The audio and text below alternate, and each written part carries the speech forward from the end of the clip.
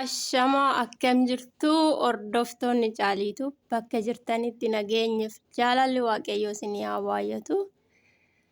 Uummattoota Oromoo mara addunyaa mararratti argamtaniif baga ayyaana irreechaa kan bara 2015tiin nagayaan isin ga'ee isiniin jechuun barbaada.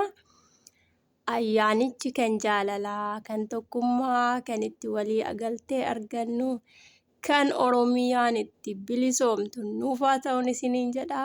Warri mana koo haaraa taatan subscribe gochuun maatii ta'a. Maatiin koo immoo viidiyoo kana laayikii gochuu hin dagatinaan isiniin jedha. Tole egaa akkuma beekamu uummanni Oromoo baroota hedduudhaaf cunqursaa garaagaraa keessa darbanii yeroo isaan afaan isaanii dubbachuudhaaf, uffata aadaa isaanii uffachuudhaaf hedduu rakkisaatti ta'ee hedduun keenya akka dabarsine beekamaadhas ni yaadannas. Har'a garuu wanti adda godhu uummanni Oromoo martinuu mirga afaan isaatiin dubbachuu argatee akkasumas mirga alaabaa isaa ol qabee fannisuu argatee akka barbaadetti illee magaalaa Finfinnee ishii duratti afaan Oromoo keessatti dubbachuun hin danda'amne keessatti har'a alaabaa isaa ol qabee mirga isaa kabachiisee kabajaa kan jirudha. Kun hedduu kan nama gammachiisudha.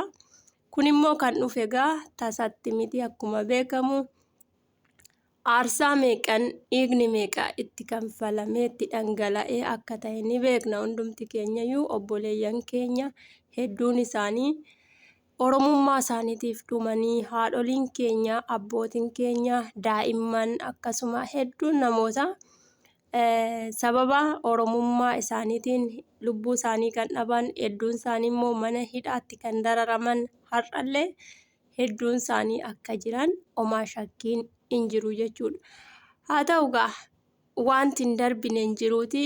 Guyyaa har'aa immoo barasa kana haala adda ta'een magaalaa Finfinnee keessatti sirna ho'aadhaan, sirna nageenya qabuun eeyyama mootummaatiin kabajamaa kan jirudha jechuudha. Hedduu nama gaddisiisa. Akkasumas wantoota nama bashannansiisu akkuma arginu wantoota illee nama ajaa'ibsiifachiisus hedduun argaa jira akka kootti.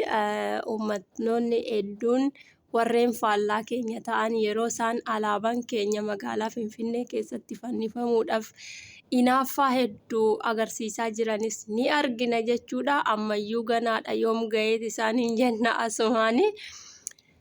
Tole garuu asirratti waan hin jechuu barbaadu tokko ijoolleen Oromoo ayyaana irreechaatii fi dhiifama amantaa waliin qindeessitan yookiin wal fakkeessitan hedduun keessan ni jirtu jechuudha. Keessumattuu ijoolleen amantaa musliimaa waa'een irreechaa kun badaa waan galeef hin fakkaatu namoota hedduudhaaf jechuudha. Irreechi aadaadha. Aadaa Oromooti. Oromoon gadaadhaan bula. Aadaa Oromooti ibsa malee amantaan ibsu jechuudha. As keessatti amantaan kamiyyuu hirmaatee aadaa isaa kana mul'ifachuu ni danda'a jechuudha. Tasumayyuu amantaadhaa fi irreechi waliin qabatu jechuudha. Seenaalee garaagaraa keessaa dubbifannee argachuu ni dandeenya.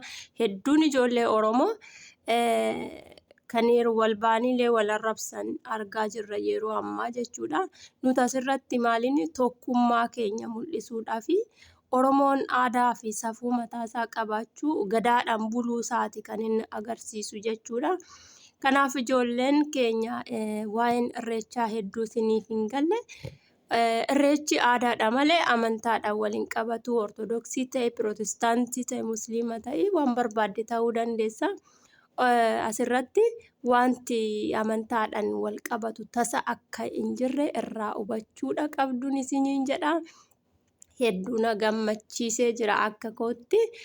Egaa bara dhufu nuunis Waaqayyo nagaan warreen biyya ambaarra jiru nagaan nu galchee biyya keenyatti kan kabajnu nu haa taasisu isiniin jechuun barbaada. Asumaan Oromiyaan haa misoomtu, Oromiyaan haa bilisoomtu. Finfinneen akkuma har'a alaabaa Oromootiin akkas bareedaa oolte kanatti gara fuulduraatti immoo Finfinnee yaadaa kan keenya mitiire kan keenya taanee dhuunfannee akka ishii arginu immoo Rabbiin nu haa gargaaru. Kuni kadhata keenya. Ijoolleen Oromoo marti keessan baga geessan isiniin jedha. Egaa asirratti kan hin dagatamne yoomiyyuu artist Hacaaluu Hundeessaa saba isaatiif aarsaa hedduu kanfaleera. Har'as isa yaadannaa, borus isa yaadannaa, aga nuti jirrutti innis nu keessa jira.